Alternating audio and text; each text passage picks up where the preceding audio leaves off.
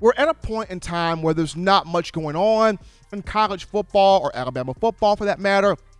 So we can have these top 5 lists and conversations to spark debate, spark dialogue, things of that nature. And we're going to look at, underrated players, the most underrated players of the Coach Saban era. I'm referring to these 3 categories. Either number 1, you were not valued high on the recruiting circuit. You should have been a 4-star, but you were looked at as a 3-star, underrated that way. Or you were underrated due to the moment you came in. Not many people expected much out of you, but you ended up proving people wrong. Or you may have been underrated in a sense of when you left the program, when you graduated from Alabama and pursued other endeavors, your importance kind of goes overlooked at times. So those 3 are the different elements of underrated. So we're going to look at here paying homage to some underrated players that could come from this year's team. Paying homage to that, I'm going to dive into my top 5 underrated players, most underrated guys of the Nick Saban era, starting from 5 to 1 here, John. At number 5, give me Tony Brown. Tony Brown, underrated player number 5, cornerback, played from 2014 to 2017, 5-star from Texas. And, Tony was not the best coverage corner. Like, you would not put Tony on the opposing team's best wide receiver. You just were not going to do that. He was not the best coverage corner. At times, he was not the most disciplined player. But where Tony's value came in, Tony was that guy. In every defense, you got to have that guy. He may not have the best technique. He may not be the best coverage guy on the field. But he's got the energy, the passion, the excitement, the nastiness, the intimidating fear factor. Like he's got that certain edge, that certain swag that just fuels, that just puts an entire team together. That's what Tony Brown had. Like he loved the game so much that his thing was Operation Fear Factor. Operation strike fear in the heart of the opponent and have them discombobulated before the ball was even kicked off. That was Tony's role. Tony's job was to walk through the opposing team's practice with no shirt on and just say stuff and have the opposing team go, what the heck is this? He crazy. Who this is? His mind ain't good, man.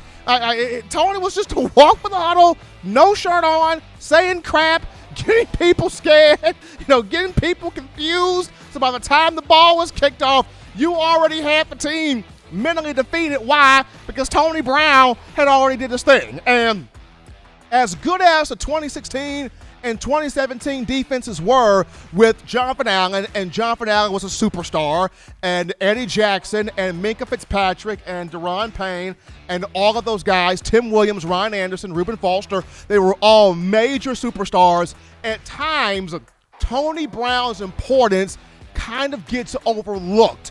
But what he did, putting that fear in your heart, having that Ed Reed, he got fear in his heart. I smell it. Having that type of mentality, that mattered in Alabama. And everybody needs that type of player.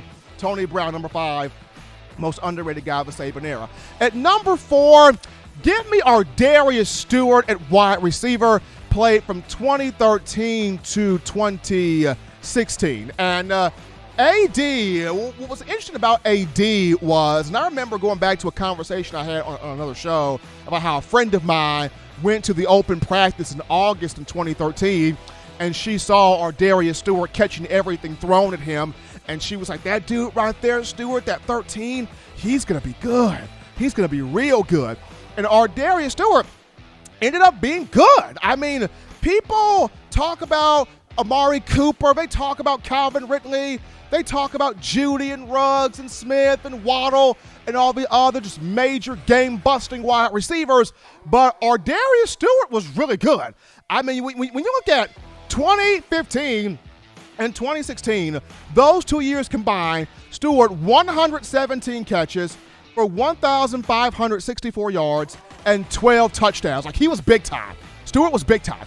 2016, I think he led the team in receiving yards and touchdowns that year, if I'm not mistaken. So with Jalen Hurts as a freshman quarterback. So our Darius Stewart meant a lot, and he carried that samurai sledgehammer sword with him, or that sledgehammer all over the field. Like, he was just tough. He was physical. He was gritty. You did not outwork that dude.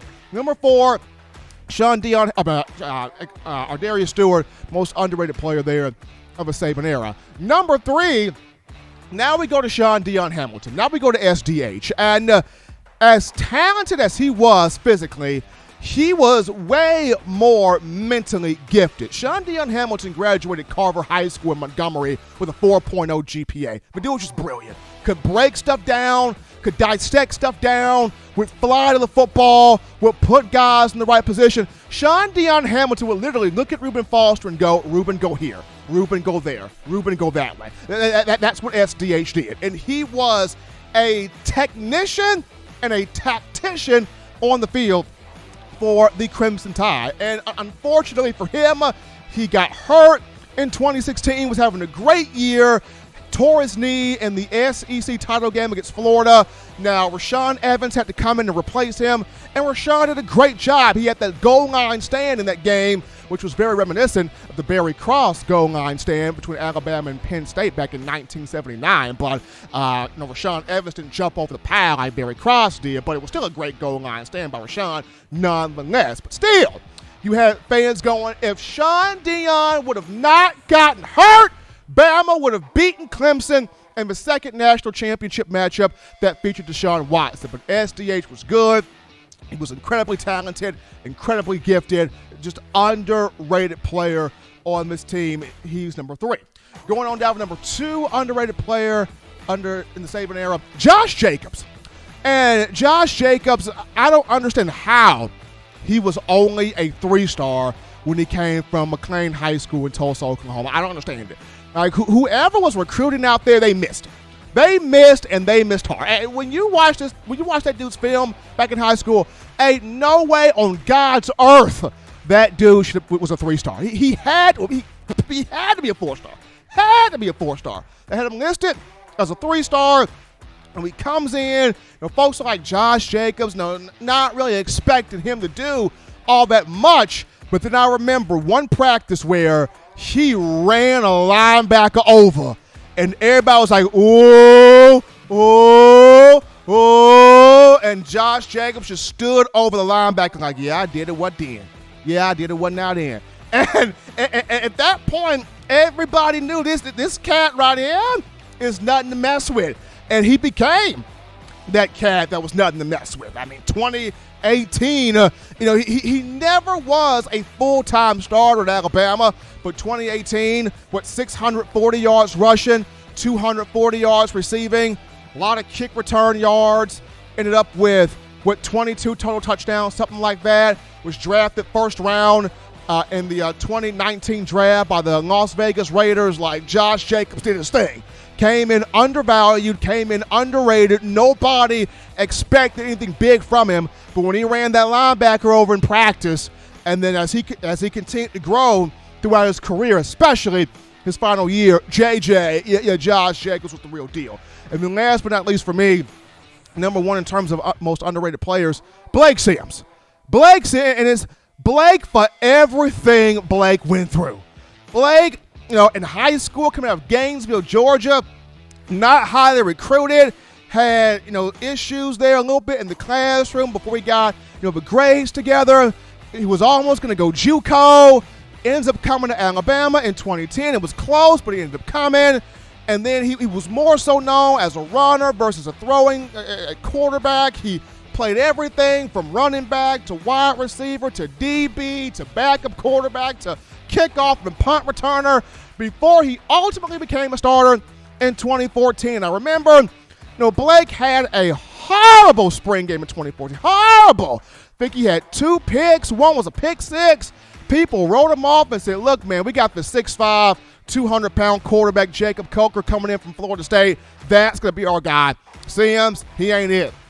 He can't do it. He cannot do it. And Sims went to work, went to train, got better, came back, took the job, game by game, got better, stronger, and had a defense that did not have all that much in the cupboard to start with, and still took that team, setting school records and all, still took that team to an SEC championship and won it, still took that team to the college football playoff, and if Lane Kiffin would have just ran the ball with Derrick Henry behind Cam Robinson, maybe Bama would have won a national championship with Blake Sims, but I digress there from that statement. I mean, Blake Sims, to me, doesn't get enough credit for what he did in 2014. That was a special year. That was a fun year. And if not for Blake Sims opening that door for athletic quarterbacks, does Alabama get a Jalen Hurts? Does Alabama get a Tua Tagovailoa? Does Alabama even get a Jalen Milroe? If not for Blake Sims opening that door, probably not. So kudos there to Blake for everything that he did. He may be underrated by a lot of people, but he's not underrated in my book. That man played, showed enough good football.